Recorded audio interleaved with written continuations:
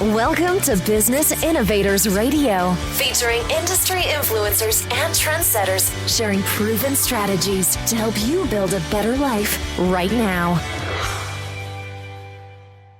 Hello and welcome to the show. This is your host, Neil Howe, but today we have a very special guest host. Her name is Shireen Richter, all the way from South Africa. Shireen is a laughter professor in South Africa, and she is putting together a book called Expert Mavericks, and she's interviewing some high-profile people from South Africa who have a lot to share in regards to what it is to be successful and what you need to do to have success and happiness in your life. So really looking forward to hearing those South African accents and hearing from all these guest experts that she is going to interview. So take it away, Shireen. Hi, this is Shireen Richter, Laughter and Happiness Professor. Today we are interviewing one of our mavericks for the Expert Mavericks book, Cassper Nyovest. Cassper is the CEO of his own record label, rising from humble beginnings in a small town of Mafikeng. His love for performing developed at an early age. And today, at only 26 years of age, he is the biggest hip-hop artist South Africa has ever seen. He's the first African artist to sell out the Dome, which has a capacity of 20,000 people. Cassper has already been named a pioneer in the African hip-hop industry and won numerous awards. His quest to become amongst the greatest globally has just begun. Cassper, it's an honor and privilege to have you in our Expert Mavericks book to share your inspiration and to have us with our audience today. Hi. Thank you. How are you doing? Great. Cassper, what is a maverick to you? How would you define a maverick? To my understanding, it's just somebody who refuses to conform to the norm or their circumstances and pushes boundaries according to how I understand yes. it. Yeah, basically like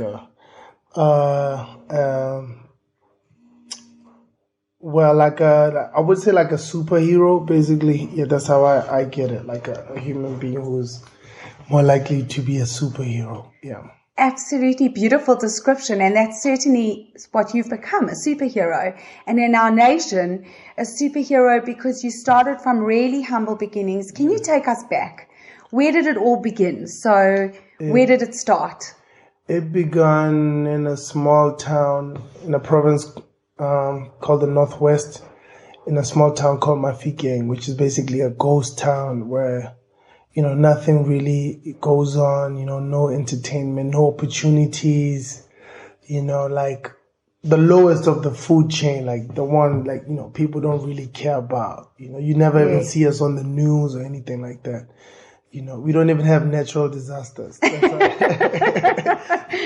a good thing, I'm guessing. Yeah, but it's dead. Just nothing happens there. Yeah, nothing really happens. So that's where it started. Like I grew up in a very quiet neighborhood, I would guess living in South Africa, the violence was just a norm.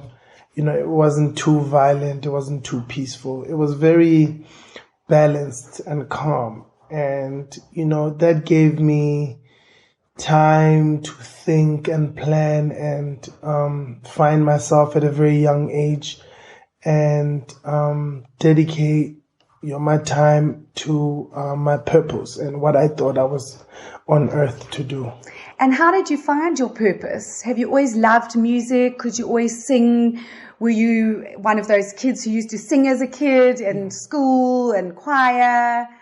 Yeah, I'm a rapper. I don't sing. I rap. Okay, you rap. It's like performance. How did you learn how to rap?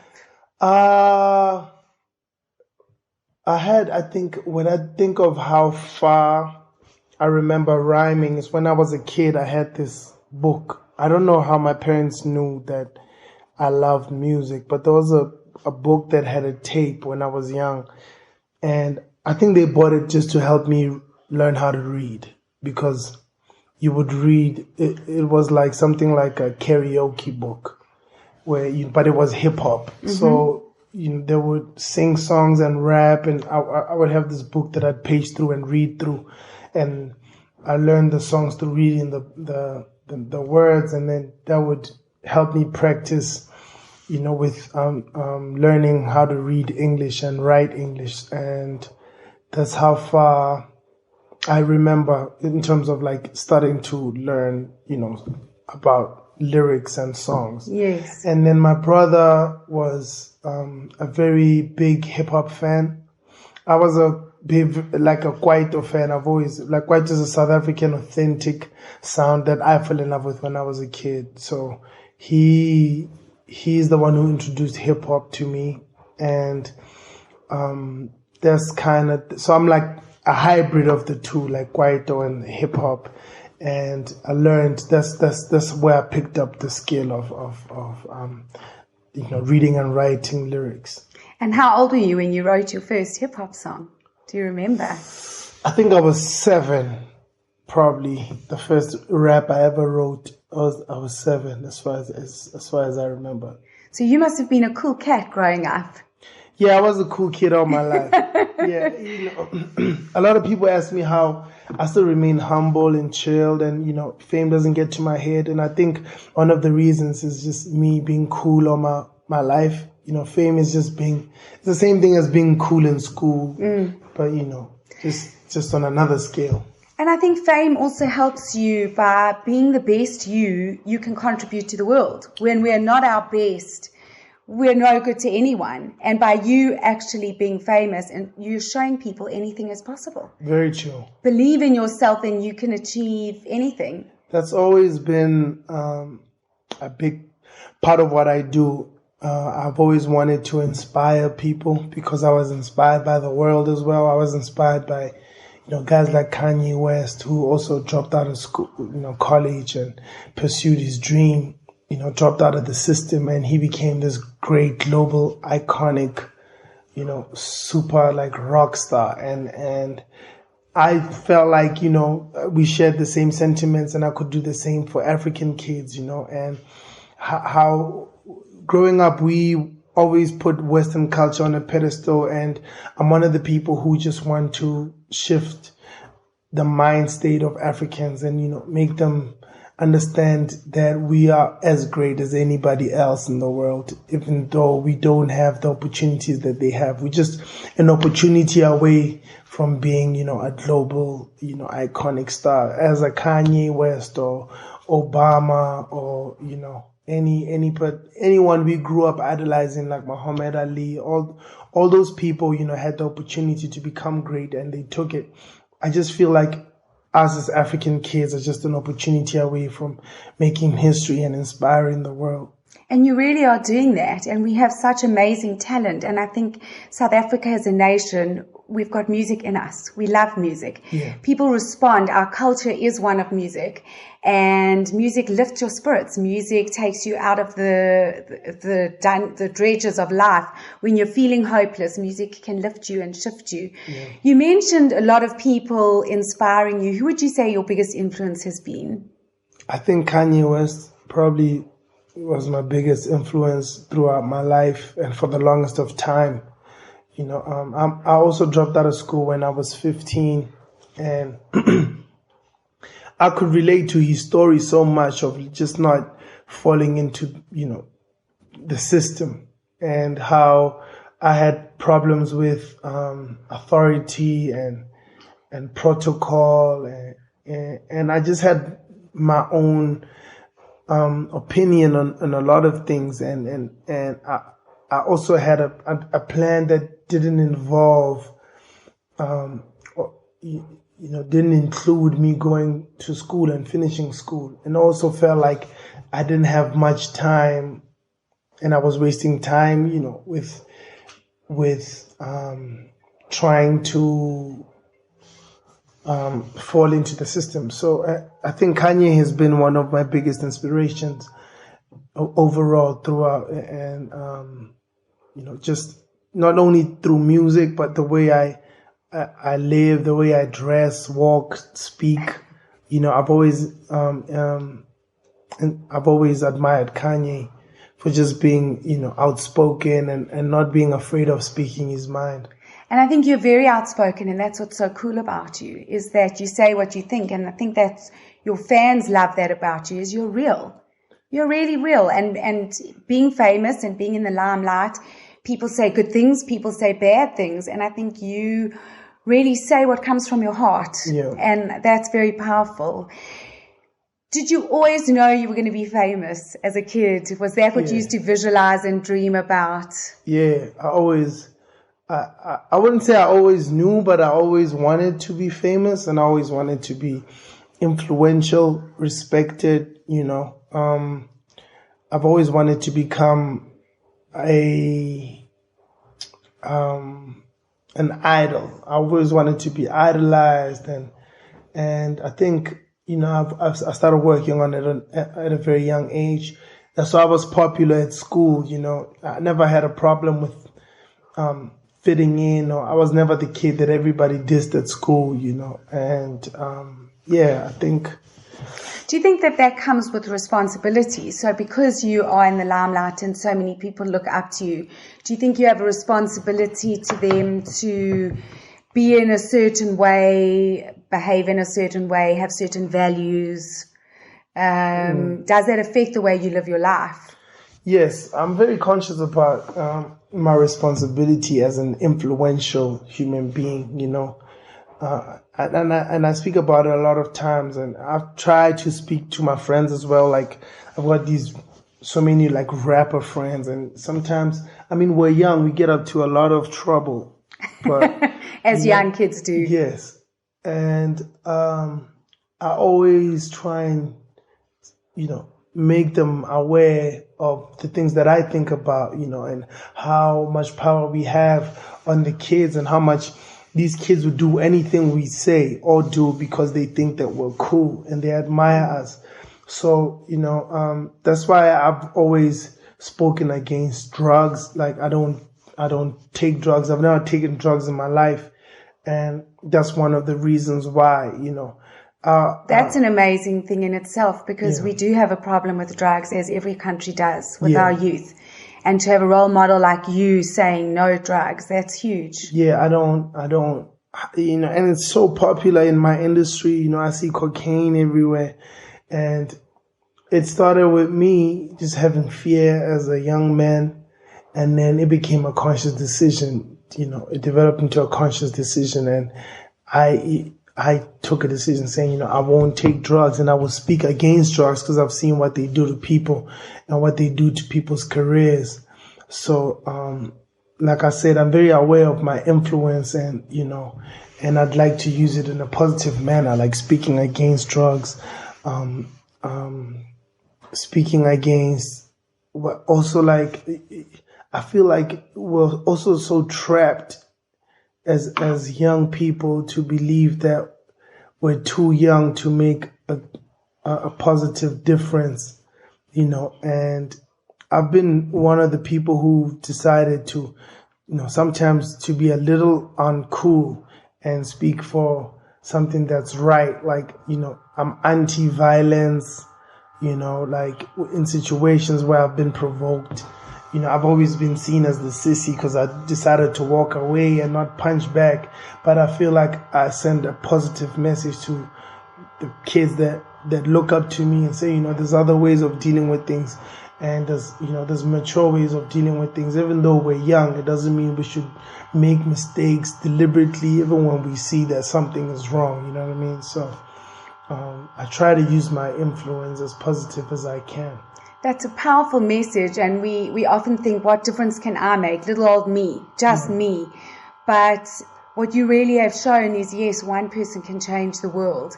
And the power of what you advocate, and the power of your value system, and what you will be able to do with the youth of our country is enormous. It's absolutely enormous. And as you grow in fame, and as you sell more albums and more people become aware of who you are, so your impact will become greater for the good of our country. Yeah. So thank you for that awesome job that you're doing. Thank you. Cassper, how did you get into the music industry? So you kind of used to rap as a kid, you put words together from when you were 7, but how did it start?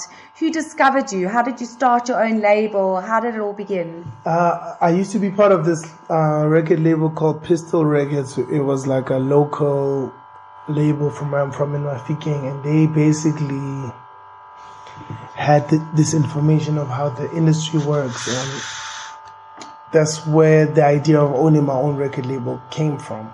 That's where it was birthed. And excuse me. And then I traveled. When I dropped out of school, I came to Johannesburg, and then I was introduced to so many people who were in the industry. And I just decided to learn. And when I was about 18, I decided, no, I wanted to own my own record label. And a couple of years after that, I got it registered.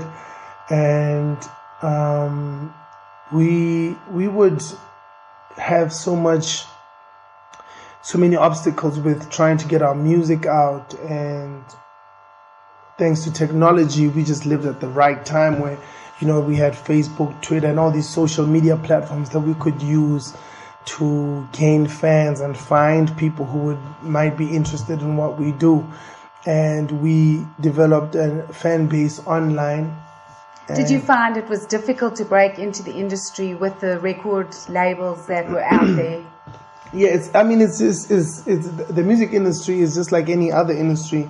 Like the food and beverage industry has its own giants, like Red Bull and whoever who's in Pick and Pay right now, in the supermarkets, who have actual contracts that they've signed with these supermarkets. So you can't have a new product, especially if it's independent and it's local, and it doesn't have the financial backing that these brands have. You getting into the industry is going to be very difficult, not only due to maybe like quality. You could produce the same quality and market your product as well, but getting into making it available and stuff like that is very difficult. So the music industry has its own giants and the powers that be that make it very difficult for independent artists to exist, but through the internet and technology, like I was saying, it became easier because we were going to the people direct. We didn't have to, we bypassed that whole system of Biola and how record labels pay radio stations to play their music and pay radio stations not to play the competition. So we were lucky enough to go directly to the people and created a demand, and then that resulted in our music ending up playing on radio because it was so popular in the country. And that's amazing. Did you have social media knowledge? Did you have someone working with you? Because you really have a massive following. Yeah, I had a guy called Jude. He's been my best friend since we were kids, and he was living in Australia, and that's like a first world country. So he caught on to the social media thing before me, and he was telling us, this is where we need to move. So he was running my social media pages and stuff before I took them. And once he came to South Africa, we became a full-time thing. We consciously decided to push our music more online than on radio, and that really helped us develop this fan base. And then I got into it so much that I became a master of like social media, and we were able to sell out the Dome with no TV or radio ads. That's insane. The Dome, for people who don't know, is like Madison Square Garden. Yeah, it's the same capacity as Madison Square Garden. That's incredible, and a very high-profile venue for South Africans. Yeah. I think you're, as I mentioned before, the only African to ever do that, which is incredible. Just shows what social media can do and how people love your music. Yeah, that's true. It's a very powerful platform if it's used in... Well, it's a powerful platform used both in any other way. You could use it positively and you could use it negatively. Like I've seen incidents of people committing suicide just from being bullied on social media, So it's a very powerful tool, and I think people should just be conscious of how they use it, and it could be very instrumental in powerful or positive initiatives.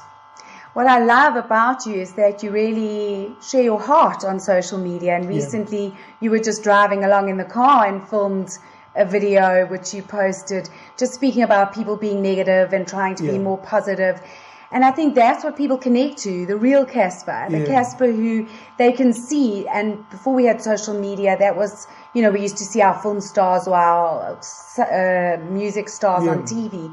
But this really takes you into your life. You even had a party on Saturday night, a house party at home, which was pretty cool. Yeah, it was crazy. So we can do some amazing stuff. Was there ever a crossroads in your life and you got to a point where you made certain decisions and looking back you wish you hadn't, or you had done things differently? I don't have any regrets because I'm a free spirit, and I feel like everything that I've done in the past that might have impacted me negatively was for a reason. I think they were all lessons, and I don't think I have any regrets. But I think going forward in my life, I'll concentrate less on negativity, and I don't plan on responding to people who provoke me for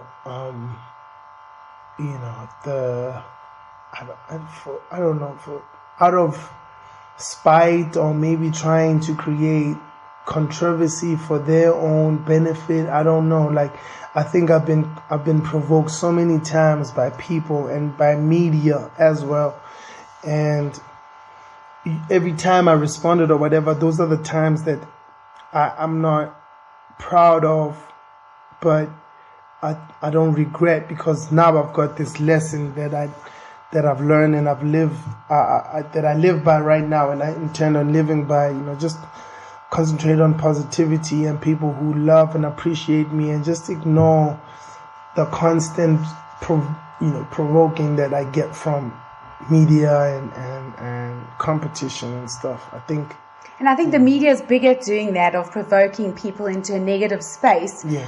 I heard you at a press conference for AG Mobile, and you said something that I totally loved, and I've been saying it to my kids ever since. I have teenage boys, and somebody asked you about some of the negative stuff, and you said, haters will be haters. Yeah. And I just completely love that, because I think in every environment, there will be those people that don't like people who succeed, if it's jealousy or if it's just, their own inadequacies. And I think that's a powerful message to give to people. Haters will be haters, and we'll always have people who don't love us, but there'll be just as many who do. There'll always be more people who love us. Yes. But it's human nature to concentrate on the black dot. If there's a full white page, like it's been said over and over, concentrate on this little black dot, and we make it seem like it's more important than the actual, the bigger picture, and we concentrate so much on this one thing. You kind of lose focus. We lose focus, and we shift the focus onto this thing, yes. And that's what I've noticed about everyone. And I think that the sooner we realize that it actually doesn't matter, the more you get done. I've been happier ever since I started ignoring people and started, avoiding people, because people just, and it's not even that serious. That what we don't realize is that people actually don't take it that serious. When people say these negative things about you, they don't even invest their emotions in it. They don't even hate you that much. They just say it. They just say it because, to make noise. Yeah, I don't know. Yes. That's why that video you're talking about that I posted on Facebook, where I was thinking about people just spending their whole day commenting on people's pictures and talking, about people negatively, and this is something that maybe it's taught at home, and it's in you, and that's just what you do, but you don't realize what you're doing. You know what I mean? But I don't think it's that serious. Like, it actually doesn't matter, but we make it an issue, but it's actually not. And science has actually proven that the more negatively we speak about people and focus on, the worse the impact is on ourselves, not others. So if you're speaking badly about someone and they're not there, they don't even know about it. but actually that negative energy impacts more on you yourself. And we become these negative, depressed, sad, grumpy, miserable people. That's really what lands up happening. So what would you tell people who are going through challenges or difficult times? How would they get through them? What lessons have you learned in your life that you could give people to help them? So many people go through, stages in their life where they just want to give up, or, young kids, and they feel hopeless. What would you say to them? I think just, stay positive, man. Like, surround yourself with great company, a great environment. Be aware of your environment, because it's very influential, and thoughts become things. Like, the more you hear things, the more you believe them. The more you believe them, the more they become a reality. So that is why if you hang around with gangsters, that's what you're probably going to end up as, and that's your influence, and you might get shot or end up in prison. This is what happens, So just be aware of your environment. If you're around negative people, you become a negative person. You become, very pessimistic, and just be aware of what you take in. And that's how you overcome things, and that's just how I've always seen things. I've always thought positively, and I've always been a positive person. I've always been optimistic. I've always spoken life into my life and other people's lives, and I think that's the best advice. Just stay close to God and meditate on the word, and just stay positive, and things are surely bound to change. Absolutely beautiful words to live by. Cassper, what would you say is the most exciting thing you've ever done in your career, in your life? The most exciting thing so far, I think the most exciting thing was probably doing 20,000 people in my career. That's the most electrifying thing I've ever experienced. And it wasn't like playing at a festival. It wasn't like playing at a big festival where you had a divided crowd of people who liked you, people who didn't like you, people who knew you, people who didn't know you before you got on stage. These were 20,000 people who came to see me and knew every single song. That's a crazy thought. It's quite overwhelming. Did you feel overwhelmed? It went by so quickly. I performed for 3 hours, but it felt like 10 minutes. I didn't want to get off stage. The venue kicked me off. The adrenaline must have been amazing. It's crazy. So I think that's the most exciting thing still. And how did you prepare for that? Were you nervous before you got on stage, when everyone was shouting for you, before you came on? What did you tell yourself? Did you doubt that you could do it being in that position? Did your fear overcome you, or were you just completely relaxed? Sorry. I think the only thing that I am very sure of is my ability to entertain. So I'm only nervous before I get on stage, because I think about the logistics. I'm also a businessman, so I'm running everything, So I'm responsible for the production company. I'm responsible for every dancer that's there, every musician. Those are the things that stress me. But once I get on stage, I know it's just time to live up to what live your purpose. Yeah, live up to my purpose. Really, that's the last thing I'm worried about. I'm always just worried about the logistics of everything else. But if there's one thing I'm pretty sure of, it's my ability to perform and entertain. That's my talent that God has given me, and I'm very, very confident in it. And you have an amazing ability to read your crowd as well. Has it ever happened that you performed and changed what you had planned in order to feed into what the crowd wants? That's always my DJ always stresses me before we get on stage. He'd be like, "Yo, give me a set." And I don't really like preparing before I get on stage, because I don't know what I'm about to experience or what I'm about, what the people want, and I don't know what mood they're in. So I like to get on stage 2, 3, 4 songs and kind of read, what people are thinking about or going through or what they want to hear. And I feed off that. So it's very difficult to perform. It's very difficult to perform at like corporate events where people are sitting down and no one is showing any kind of, engagement or participating. So, so it's because I always feed off the crowd. And that's what makes your real soul shine through. That's really when your best you comes out. Do your dancers and the rest of your crew just wait for the songs that they know they have to perform in a certain way, and as you start singing, they run on and do that? Is that kind of what happens? That's actually it. Everybody's always waiting on my call. They never know what's going to happen. You could be called in for a show and might end up not getting on stage because the song that you performed with me you didn't even manage to sing that. Because I never know. I just feed off the crowd, and it's spontaneous, and that is why every show is different. I think that's what's incredible about you and makes you such a brilliant, real, true artist, because you see so many stars that have this planned show, and sometimes it doesn't work with the audience. They travel the world with the same show. Different audiences respond differently, and it just doesn't work. So I think that's what's super cool about you. Do you find it difficult? You said you run your business, you're the manager, you're a business person, you're an incredible artist, a kind and amazing person. Do you find it hard to trust people being in your position now? Whoa. Are people wanting to be your friend because they really like you, or are they wanting something from you?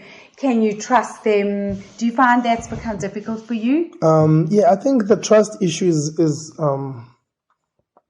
is tricky because no man is an island, so you need to work with people, but at the same time, you can't trust anyone, but you need to trust people a little bit for them to, for you to have a healthy relationship with people. But it's a tricky situation. Like even right now, I've got so many close friends, but we go through things, where sometimes I think, are we friends because we're both benefiting from each other? Are we friends because we click as human beings?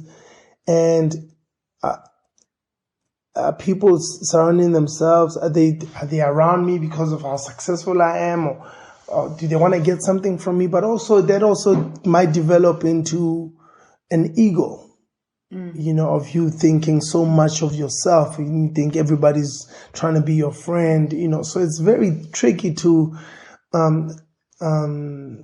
balance the situation, because some people are genuinely there as friends or as human beings who would like to be associated with you. They have, your heart, your best interest at heart, and they need to be allowed. But you don't know how to scheme through different kinds of people. So I try not to think about it that much, and I try to give my trust to everybody, and just learn as it goes, and if somebody, misuses my trust, then I just have to just deal with it then.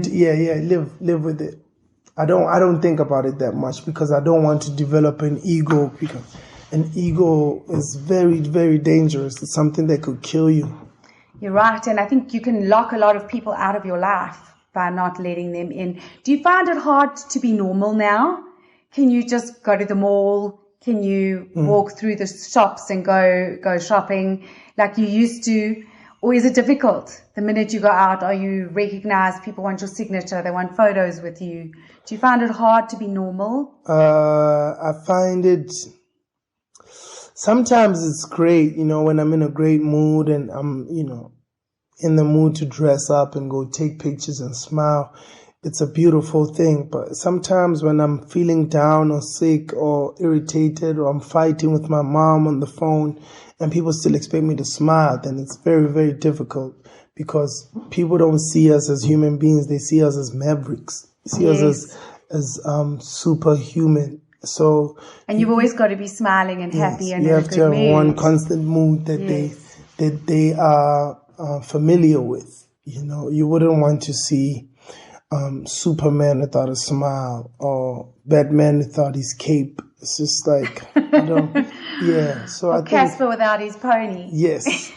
Sometimes I want to cut it off, but then I'm thinking. I love that pony. How did that pony develop? Where did it come from? I used to have dreadlocks, and my grandfather showed me a piece in the Bible that was against men having dreadlocks, and so I had to cut it off. But I always wanted a signature hairstyle, and I left one dreadlock, and I started growing it, and then developed into a ponytail. I love that pony. It's super cool. Do people comment on it all the time? Yeah. It's become your especially trademark. Women Women must love that pony. Yeah. Cassper, can you give us 5 mantras or values that you use to live your life by that others can take with them? One of them is share. I know you share your heart. You value honesty. Yeah, honesty. Yeah, honesty. Positivity. Loyalty. Sharing.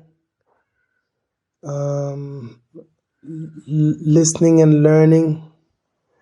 And perseverance. And persevere you do. That's been the secret to your success, never giving up. Yeah. That's just me. Like I don't believe in giving up. I think I feel like God would never put a certain desire in my heart if I can't obtain or achieve a certain thing, you know. If it's in my heart, then it means it belongs to me. Wow. Yeah. That is beautiful. Were there ever times when things got really tough and you thought to yourself, can I do this? A lot of times. Even when we started planning the show at the Dome, 20,000 people, I was thinking, am I serious? Like, am I really going to do this? Before I put it out on social media, and my team didn't know. They also found out on my Instagram the whole team found out on Instagram. This is what we're doing, boys. Yeah. Just like on stage. Yeah. And then they started getting calls from media, and they're like, we don't know what you're talking about. And then they went on to my Instagram, and then they started calling me like, yo, bro, what are you doing? Yeah. And I told them, yo, let's do this thing. And then we went to the venue. And once I got to the venue and I saw how big it was, I almost backtracked. Because it was very, very huge. It's huge. It's big. It's 20,000 people. It's not a joke. There's been so many American stars that came here. Like Chris Brown didn't sell it out. So many. Trey Songz sold like 4,000 copies or some 4,000 tickets. It's a very big venue. Yes. So once I got there and thought about it and I looked at it, I thought to myself, yo, I don't know if this is possible. And I whispered to my manager, say, yo, man, we could cheat this. We could make it look like, it was 20,000, but we could just do 12 and just smoke some. Cut it in half and put some black dropping. And he was like, yo, bro, you said 20,000, everybody's gassed up, so let's do it. So there are moments where it's very hard to believe, but, I've got a perseverance spirit and it helps. So what's next? Now you've done that. This year I'm doing Orlando Stadium, which is a capacity of 40,000. So I'm doing double what we did last year, and I'm challenging myself to beat myself. And so 2020, we can expect F&B Stadium. Yeah, definitely. That's the last concert I'll probably do. Definitely. And globally, you've just come back from a trip in the States that was very successful. Yeah, I went to meet a few record labels and a few rappers outside, also for collaborations, because we're looking at growing and moving to the States as well. So we went to meet a few people and start relationships and start the conversations. And it was also so crazy how open they are to just helping and What's cool about being South African in America is you're foreign, and that's cool for Americans. Yeah. And also, I guess that's why we also found Americans so cool in South Africa, because they're foreign, and I think something foreign is very exciting. So being in America and telling a South African story, they were very intrigued by it and very open, but a lot of people are territorial. So we were expecting that, and we were actually surprised by how open they are to helping and connecting you with people. So why do you think that is? Do you think because it's so big? I think it's just so big that everyone can exist. Yes. I think South Africa is very small, and the market is also very miniature. And also the way we've been programmed, we don't work together. So it's very difficult to help each other. I always say that's like a poverty mindset, that there's Very abundance for everybody. And if we all collaborate and work together, there would be more than enough for everyone. Very true. I mean, but I don't think we are to blame as South Africans. We are born into poverty.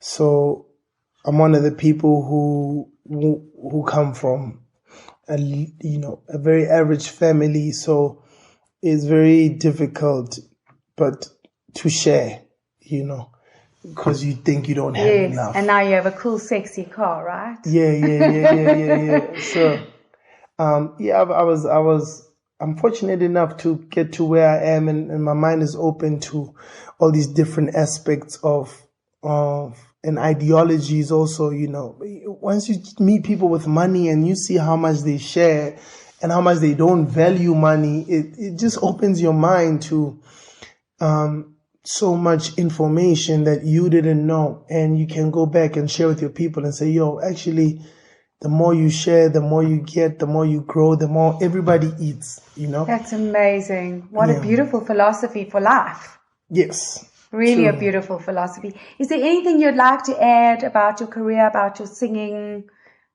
Is there anything you'd like to share with the world?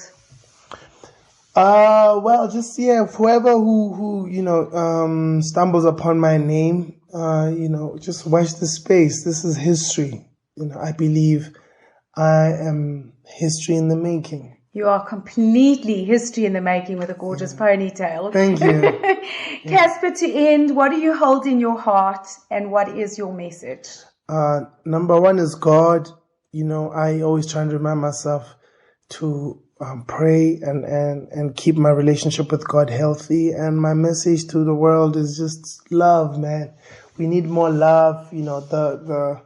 The world has come to a place of depression, not only the economies, but, people are very depressed. People are sad. And it's also, in confidence. No one really speaks about their flaws and the depression and insecurities no more. So I think, we just need to love each other more and care about each other more and be aware of each other, because, people are suicidal and they're right next to us and we don't even know about it. We're not aware. So if we could just be more aware of, our surroundings, our environment, and just be more helpful and loving, I think the world would be a better place. What a beautiful message. Yeah. The world would be better with more love. Thank you, Thank Cassper. you. It's been an honor and a privilege. Thank you. May your message to the world change millions of lives. Thank you. Thank you. And there you have it. What an excellent interview. Thank you to our guest interviewer, Shireen Richter.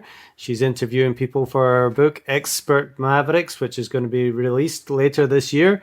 We're looking forward to more interviews from Shireen, but until then, like and share, and we'll see you next time on the show. Thanks for listening to Business Innovators Radio. To hear all episodes featuring leading industry influencers and trendsetters, visit us online at businessinnovatorsradio.com today.